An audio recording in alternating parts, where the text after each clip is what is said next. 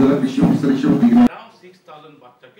আসলে এই আমাদের খাদ্য এর স্থিতি মানে স্থিতি এবং আমি বলবো এটার পরিব্যাপ্তি পরিধি যত বড় হবে তত কিন্তু আমাদের ফুড সিকিউরিটি তত নিশ্চিত হবে। তো এই জন্য ওই যে আমাদের আনন্দ যে রতন বাবু আপনারা যেটা করতেছে এটা কিন্তু ভালো, কারণ ওদের বেসিক জিনিসটাকে আপনি হারাইতে দিতেছেন না, এটাকে চালু রাখেন।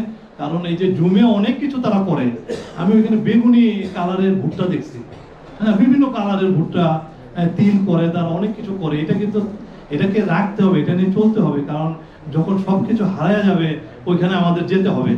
হ্যাঁ খাবারের তো একটা চ্যালেঞ্জ, এই যে ক্লাইমেট চেঞ্জ হচ্ছে, বৃষ্টির সময় বৃষ্টি হয় না, ঠান্ডার সময় ঠান্ডা নাই, গরমের সময় ঠান্ডা, এইগুলি কিন্তু এগ্রিকালচারকে মানে ব্যাপকভাবে মানে চাপ সৃষ্টি করতেছে। এইগুলি থেকে বেরিয়ে আসতে হবে।